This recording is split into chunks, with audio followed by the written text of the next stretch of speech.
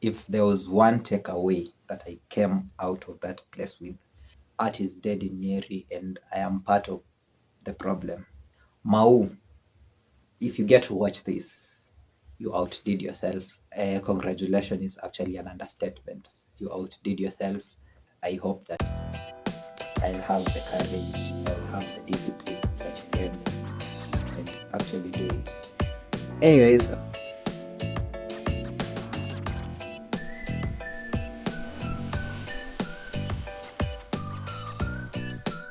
so the 28th of June, that was on Sunday, I went to one of the best events nimeenda this year. Actually, it's top 3 events I've gone to this year. So the event was themed Kam Vile Uko by Mau the Poet. First things first, shout out to you, Mau the Poet. You outdid yourself. So this was a theatrical poetry event. So it was a mix of poetry, music, and it was an experience. But before I get there, before I could get to talk about the event, I just want to take a few moments and just give Mau the Poet and his crew like the flowers that they deserve. So backstory of how I met Mau the Poet. I'm always very excited whenever I'm talking about people who are doing things in the art industry. I'm always saying that art in Nyeri is actually dead. And I'm always very happy and always very willing to shout for the guys that are keeping it alive, to say the least. Just a backstory of how I met Mau the Poet and like the culmination, because I feel like I've had I can't say a front row seat to how Kambile Huko came to be, but I have seen how Mau the Poet like has grown from being just another regular guy who writes and performs poetry to this guy who brought together like an experience of a lifetime. Like, I mean, I'm sichachishi, like sipigi media PR hapa. Like, I really mean it when I say, if you missed that experience, then you missed an experience of a lifetime, especially if you are an art lover and you're in Nyeri. So I met Mau in 2021 ama 2022. Tulijoin the same year and he was a classmate to one of my former schoolmates in high school. So my introduction to him was actually tulikuwa in first year kulikuwa na this unit ilikuwa critical thinking, and among like kwa hiyo coursework ya critical thinking, the classes used to be on Friday afternoon, the most boring classes. Your classes sidhani nishaienda. So kuna this time kulikuwa na discussions, kuna kwa na debates. So our class IT, computer science na mechatronics and another course tulikuwa tunafanya like a joint class. The guy is from mechatronics, so smart. Alikuwa anafanya mechatronics. Then this time when we were doing like the debate for critical thinking, our group yetu ya course yetu tulikuwa tuna debate against them, and he was among the speakers. So that was my introduction to Mau the Poet. Later on, I came to find out that he does poetry, and like a proper introduction. Your time tukifanya hizo madebate, we never talked. Like he was just like nacheki ile mkiwa first year, like you don't know those many people, then like you just see this very very active guy. Alikuwa na points zingine crazy, but that's a story for another day.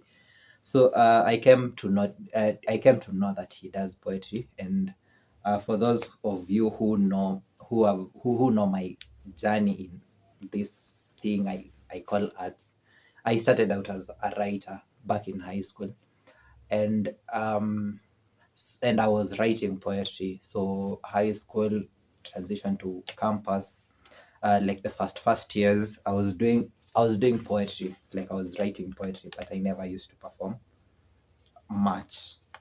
So I later came to learn that he was also doing poetry, and I think when we were in second year, that time tulikuwaga internal attachment. He started this really amazing project. Excuse the timelines, but he started, him and another guy called One. He's a dope photographer. One, they started a club called Poets of Kimathi. And I remember one of the friends that I had met in drama club. I just told me, like, he knew Elvo was a spoken word artist, a brilliant one actually, but alipotea, sijui shida ni gani, he just fell off. But anyways, that's a story for another day. I digress. So Elvo told me that there was a club that was being started called Poets of Kimathi, and the interim leaders were One and Mau the poet. At that time he was called Atsam. So of course, at that time, like, I didn't have much going on in my life, apart from just hanging out with my friends, and I was trying to diversify the things. I was really trying to get into my personal interests. So I go for this club meeting. I meet amazing people. There was performances. That's when, like, I think that was the first place I just walked in and I just felt like I belonged. But yeah, so we used to meet weekly, and in every meeting, like, we, after the preliminaries, then we did like, everyone would share like a piece they've been working on. Like, they will just read it out and perform if they had to. Then after that, we just have a meeting, like, we talk, like, those club things. Then at the end of the meeting, this was the most amazing thing. They will give us a challenge. Like, we will decide on a theme that we'll write for the week. And the theme that we chose, everyone was supposed to write about the theme or the topic. Then the next meeting, we were to share about the theme. So that was my introduction to, like, consistently writing. Like, it was like a challenge. You don't want to be that guy mwenye ati wewe una show up tu unasikiza poems za wase wengine alafu so, like, ilikuwaga inakuchallenge. So at that time we did that. Then it morphed into, kuna times zenye sasa alikuwaga like anatu host kwake maze, alikuwaga anatu host kwake, we just do the same thing. But sasa tulikuwaga like tunapika uji, sometimes tunapika popcorns. Like, it was like a really nice hangout, and you're hanging out with people that you have the same interest. Then those meetings later came to be like, we did like a poetry event pale Old Mess, for those who are in Kimathi. We did like a poetry event. It was like Old Mess was full. Like, the only time I had seen those many people ilikuwaga time ya hizi events zingine, and by events zingine ninamaanisha ni Mr. and Miss Kimathi. Like, sikuwa nimewahi ona like such like a big gathering of people in the same space, and they'll just come there to see people perform. So hiyo ili click something in my mind, like subconsciously, like it just showed me that it is possible to do things in arts and people will actually show up. So that was that. Then I don't know what happened. Poets of Kimathi ikaenda tu ikidwindle. Then it died a natural death.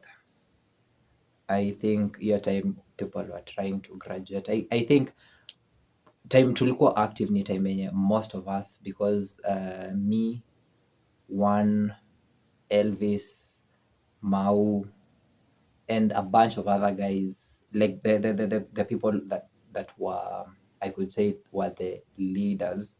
Hiyo time tulikuwaga internal attachment, so at that time there was not really much. You don't have classes, like you have lab sessions in the morning, alafu afternoon like you have nothing that you're doing. I think that is why your period like tulikuwaga very active. So when people came back for like regular semesters, everybody got busy, so hizo meetings zilikuwaga mnatokea, mnajipata mkiwa watatu, sometimes watu show up kabisa, so it just died a natural death. And that was the life of Poets of Kimathi. Transition to, but for me your time ilikuwaga drama, and drama was kind of active, so I was really doing a couple of things here and there in arts. I could say like Poets of Kimathi was, and the mini events that we did with Poets of Kimathi was my introduction to performing on stage alone after high school. Because after high school I was doing like the public speaking things, like I was doing like the narratives in French, look, hizo vitu tu za drama in music club. But after high school I had not done like a proper one person performance, like me just stepping on stage and doing like a full performance. I had not done that yet, and Poets of Kimathi was the introduction, my introduction into performing on stage alone. Fast forward to Mau later became like a photographer of sorts. He just alipotea from performing poetry, apart from he was performing in church, and I could see like his videos here and there. He was actually performing in church, but huku kwengine huku nje, like there was not much of his presence in performing arts. And remember, this is one of, like, if I was to name like 10 performers that I know at that time, that I knew at that time, Mao would actually be among the top people that I knew who did like proper performances. Like there was a time nilikuwaga zile za hadi mimi nataka kuperform poetry kauni kaka Mao. But anyways, I digress.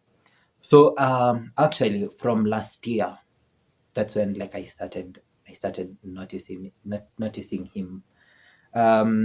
Hiyo time yenye like tulianzisha like open mics, he was actually among the very first people that I actually reached out, because I was starting this new thing. I had an idea, but I didn't know how to make it work. Like, I don't know if you understand what I'm saying. I didn't know like how to make this work. So I knew like I needed performers, so I had to reach out to he was among the very first people that I reached out and told him, hey, yo, I'm starting this thing. Would you like to perform? He actually promised to perform, but I think last minute something came up, and I was like, but he gave me the confidence, because I knew like at least if I locked down like a number of people who could perform, then I had the confidence that hadi tukianzisha hii the first edition of open mic, I'll have performers. Because my biggest fear was to have less performers, so like ati nitoe wasee kwa nyumba ndo akuje like one show ya 1 hour pekee. It didn't make sense to me, but sahi naweza kutoa hadi kwa nyumba ukuje uone 30 minutes, but it will be worth your while. Anyways, I think nilianza kumwona tena last year nilianza kumwona like online presence, and actually when we did Matters of the Heart in December 17th 2025, Matters of the Heart, like it was among the best events nishaifanya. I really mean it. Matters of the Heart, we did like a Matters of the Heart, like an event. We did like There was poetry, of course. Like I was trying to mesh like everything, every art form that I'm involved in. So he did a bits of poetry, like lots of poetry actually. There was music, live band. Shout out to Blue Band. That's Victor. Shout out to Andy Thax. Shout out to Bush. Shout out to Wangeshi. Shout out to Tessa G. Shout out to Kiki. Shout out to Peshi. Mazee wasa alishow up and they showed out. Shout out to Wendo Coffee and Bistro Kingongo. Shout out to Kendi Entertainment. Shout out to who? I hope I'm not forgetting anything. Shout out to each and every person that showed up. Nakwambia hii event ilikuwa imejawa super. Ai! Tunafaa kufanya event ingine. Na mkiona tumeweka poster ya Matters of the Heart 2.0. Mazee show up. Beautiful ladies, most of them like I didn't know. Shout out to Kahawa Chit Chat gang, mazee. Shout out to Bantavas. Shout out to Ken, our photographer. Shout out to Lioness, our lawyer and photographer also.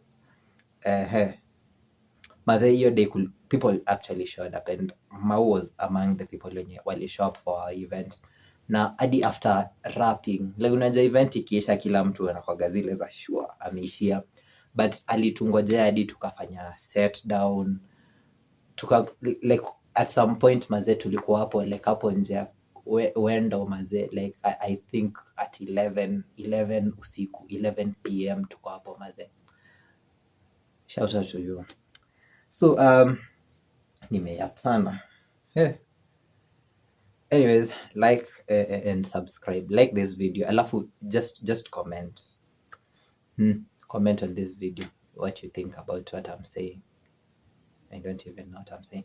Anyways, mwaka ikianza hapo I saw the poster to come vile huko.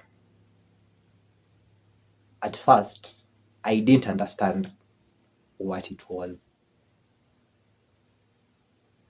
Normally all the poetry events that I've gone to inakwaga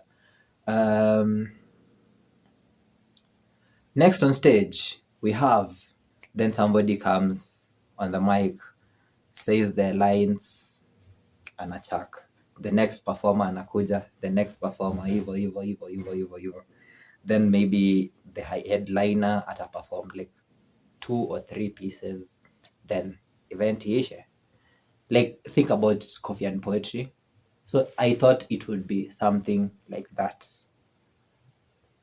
until ni attend actually until hadi hiyo day ya nini, like I had, nilikuwa najua lazima ni show up because Mao is my guy and I was really excited that he was getting back. And before the event, like I think for kwanzia hii mwaka ianze, like he has been very consistent online, something yenye hata mimi like I've struggled with. He has been putting out his poetry pieces. Like I always equate poetry to comedy. Like I always feel like the moment you put your pieces out there in the internet, like you can't perform them. Like kuna kwaga na ile shock value in poetry when your audience do not know like the next line you're going to say.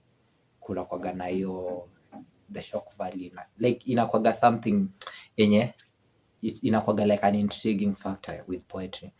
So I'm always very skeptical about putting out my pieces, but I've been seeing Mau put out his work like kila time kwanzia mwaka ianze. Has been very consistent na pieces zake ni kali. He's actually dope. Like if you go to his page, Mau the Poet, you'd see what I'm talking about. I'm not glazing here for nothing. So Sunday, 3 figures, I prepare, I go. I didn't like idea yangu ya how the event will be ilikuwa ni the setup. Think about coffee and poetry if you've ever gone there. We have a host, they call a performer comes, does a piece. The next performer is called crowd work, performer like hivyo ndo kwa akili yangu nilikuwa nimejiambia. So hiyo ndo expectation yenye nilikuwa nayo. I walk in there, kuna like a whole setup. Okay, kulikuwa na a whiteboard, then kuna a couple of stickers yenye like you could write a message about the event or something. There was merchandise, and the merchandise really looks nice. I don't know kama bado ako nayo, but you can go check out Mau the Poet ulizieka kuna merchandise if you want merchandise. Kuna merchandise, then they have ushers, like a whole plethora of ushers. Kuna ushers wengi like then kuna a whole setup of ya photo booth. Nitaweka picha yangu hapo juu nakaa vizuri kwa hiyo picha, na nilikuwa nimepiga na Mau the Poet. Hiyo picha ni kali by the way, don't hate. Ukiona hiyo picha imekubamba sana, weka W's on the charts ama uweke moto. Anyways, kuna like a whole setup ya like a whole photo booth setup. Kuna zile zinaitwanga nini, zile vitu fulani zenye watu wanaekaga hivi alafu una smile alafu unapiga picha, sijui inaitwa nini, like excuse my knowledge. Kuna hiyo, kuna hey, like the setup was really looking exquisite. Then unaingia ndani, nilifika ndo time yenye ingia ndani Kanjarai, nilifika time yenye ndo wanaanza, so it was really nice. Like I think I saw everything. Ndege Oduor was doing like the opener piece. Then this is where the surprise came in. Nasikia they announced like Act 1. For people wenye tuko theater na film, we know a story is broken down into 3 acts. Act 1, which is the introduction and you introduce the conflict. Act 2, you build on the conflicts to a climax. Then Act 3, you deliver a resolution. Act 1, you introduce the story and you introduce the problem or the conflict. Act 2, you build on the conflict and characters. And you build it to a climax. Then Act 3, you deliver the resolution. Sawa. Act 1, I think ilikuwa inaitwa Far From Home. It starts with these ladies could sing like alafu they sang one of my favorite songs, Shoka Mushie, by Stacy sijui anaitwa Stacy nani, sitaki kubucha jina yake, but Stacy Wamatu or something. Shoka Mushie, that's what like the entire concept was around the story that was being told. It was the story of the prodigal son. Wale hawakusikiza mwalimu wa CRE walikuwa nalala, shauri yenu. So basically the inspiration was the story of the prodigal son. So Act 1 was Far From Home. It was basically like telling about, it was basically saying the story of when you fall off from like roots zako, the ladies start singing Rudi nyumbani, doesn't matter what you did. A really nice song. That was the backup, the best track. Then he walks in on stage.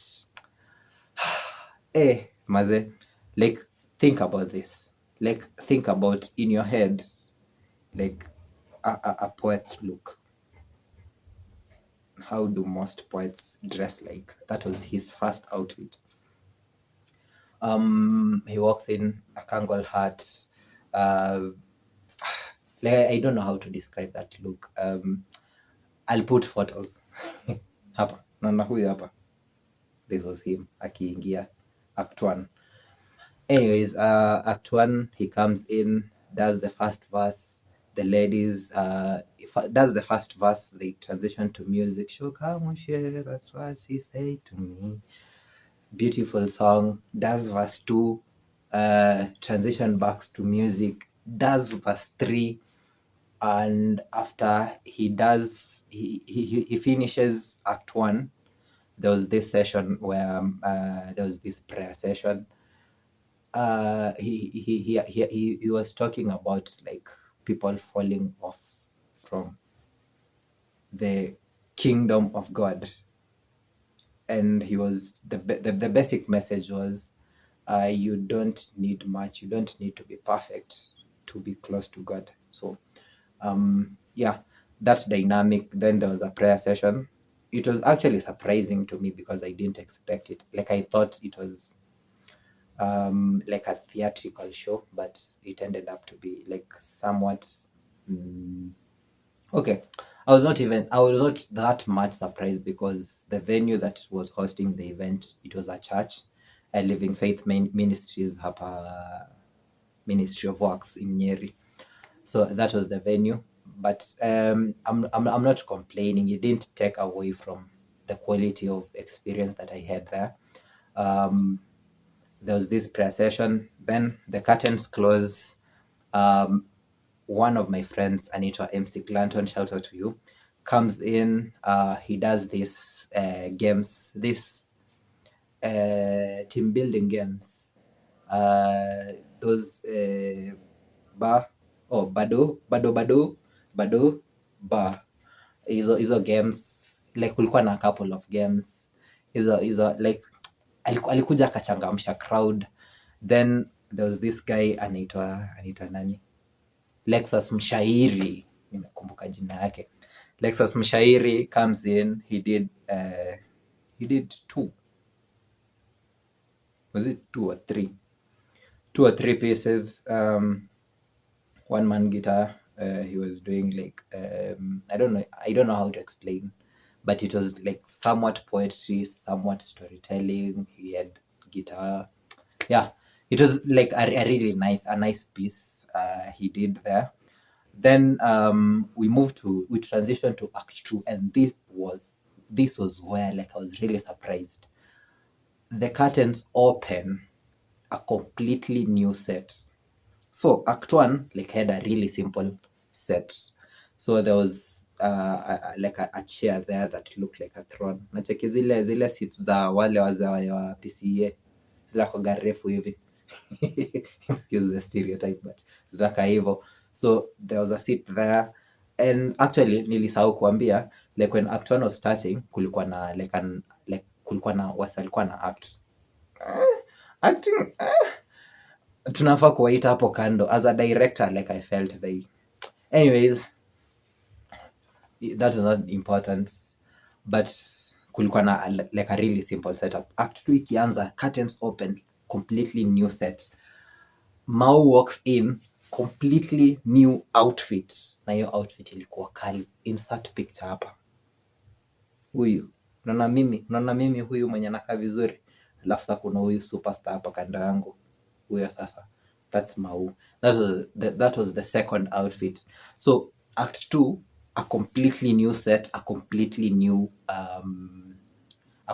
new outfit, really nice mazee. He walks in, of course inaanza na music, the music interludes. Then he comes in, he does his piece. First verse, second verse, first verse music, second verse music, third verse music, fourth verse.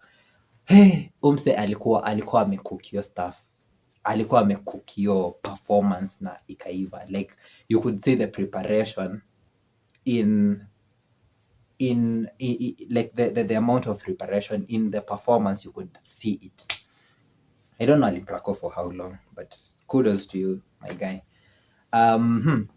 After Act 2, another prayer session, and this is where it really got intense.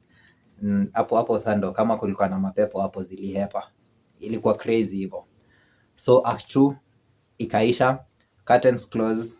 So something happens, kulikuwa na like an interlude hapo. Then Act 3, a completely new set, but this time he was performing akiwa ameketi hapo. Si tulisema Act 1 in theater and film. Act 1, we introduce the problem, and we introduce the story, and we introduce the conflict.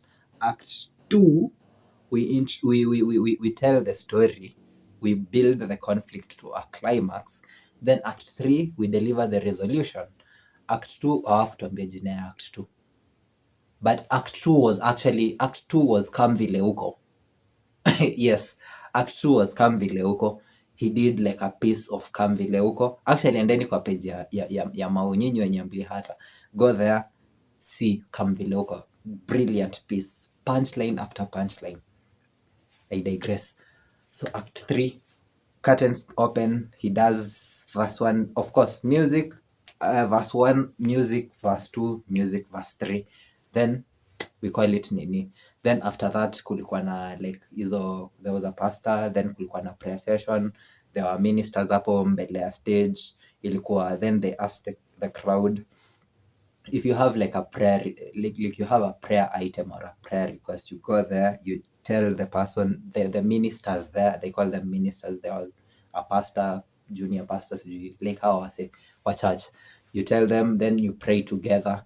That was that. Then formalities, then the event ends, kulikuwa na photo session, I'm like kulikuwa na hiyo ile networking ya like time ya rap ya events. It was really nice, met a couple of people wenye I had not seen in a while, and the highlight ilikuwa like I have this a really good friend of mine mwenye I had not seen in a very long time, and maze I was really happy to see her. Ni one of those people when you just see them you become happy, na kuambia pia upate one of those friends.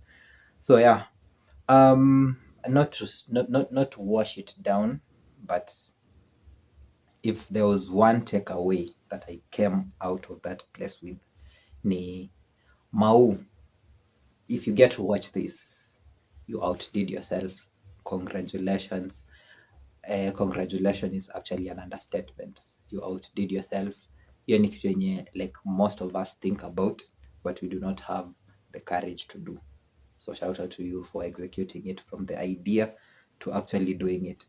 Na I don't want to be that guy mwenye anakupea pressure, but if it is possible to do Come Vile Uko 2.0 for everyone who missed it, that was an experience of a lifetime, especially seeing it from someone that I interacted with when I was starting out, and I seeing you do these great things.